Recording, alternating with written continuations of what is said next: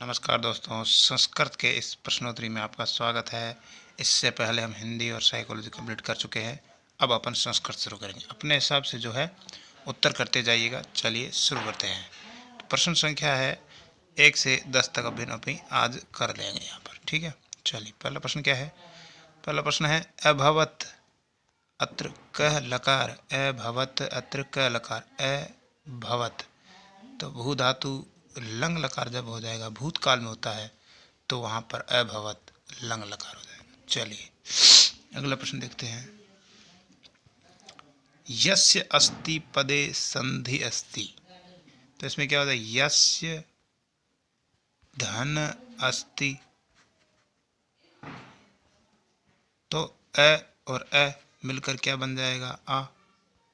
इसलिए कौन सी संधि हो जाएगी, दीर्घ संधि हो जाएगी। चलिए अगला, श्रुतवान इत्यत्र कह प्रत्यय, श्रुतवान, श्रुतवान। देखो वान, वती और वत, वहाँ पर कौन सा होता है, कतुतु। सानच में जब आन और मान दिखे तो सानच हो जाएगा। सत्री में अन अति अत दिखे, अन अति अत। त्रिच में ता त्रित्रय दिखे तो त्रिच प्रत्यय हो जाएगा। तो यहाँ पर आंसर कौन सा आएगा, आंसर आएगा कतवतु प्रत्यय। चलिए ऊष्म वर्ण, ऊष्म वर्ण का मतलब होता है ऐसे वर्ण जिनके उच्चारण से ऊष्मा निकले। तो ये तो अंतस्थ वर्ण है। तो कौन सा, वह भी अंतस्थ है। तय नहीं, कौन सा आएगा, स। कौन सा होता है, श, श, श और है, ये सब क्या होते हैं, ऊष्म वर्ण। ऊष्म इसलिए बोलते हैं क्योंकि इनके उच्चारण के समय हमारे मुख से जो है, हमारे मुख से ऊष्मा निकलती है, इसलिए इनको ऊष्म वर्ण कहते हैं। चलिए प्रश्न नंबर 5। रमायाम शब्दे विभक्ति अस्ति। प्रथमा रमा, रमे रमाः, द्वितीय रमाम रमे रमाः, सप्तमी एक वचन आएगा रमायाम, षष्ठी नहीं है। तो यहाँ पर कौन सा आंसर, आंसर आएगा सी, सप्तमी विभक्ति रमायाम। चलिए देखते हैं आगे। शिक्षण सूत्र अस्ति, शिक्षण से सूत्र, शिक्षण का सूत्र कौन सा है, ये तो सिद्धांत है, ये विधि है, विश्लेषण से संश्लेषण, ये सूत्र है, सी आंसर आएगा। प्रश्न नंबर 7। पद शिक्षण से श्रेष्ठ विधि अस्ति।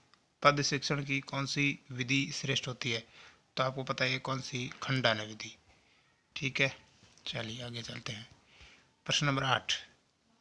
मानचित्र कस्य अधिगम साधन अस्ति। कैसी है, मानचित्र कैसी अधिगम सामग्री है, तो आप खुद बताएंगे कैसी है, दृश्य, क्योंकि इसमें कुछ भी छूना नहीं जाता। चलिए आगे चलते हैं। पठन कौशल से उचित कर्म अस्ति। पद, वर्ण या वाक्य। सबसे पहले पद होता है, नहीं, वर्ण फिर पद फिर वाक्य, ये कर्म होता है पढ़ाने का। सबसे पहले वर्ण बच्चों को सिखाएंगे, उसके बाद पद, पद के बाद वाक्य बनाएंगे। चलिए अगला देखते हैं, लास्ट प्रश्न है। भाव अभिव्यक्ति सर्वोत्तम साधन विद्यते।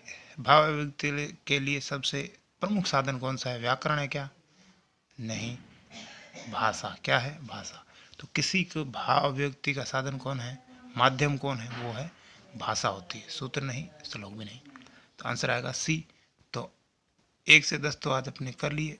अब अगले जो दिन होगा उसके अंदर अपन 11 से 20 तक प्रश्न देखेंगे, ठीक है। जो प्रश्न आपको समझ में नहीं आ रहा है या कोई डाउट है तो आप मुझे कमेंट करके बताएं, मैं किस किस प्रकार के प्रश्न और अंदर डाल सकूं। थैंक यू, धन्यवाद। सब्सक्राइब करें, शेयर करें, लाइक करें। Thank you.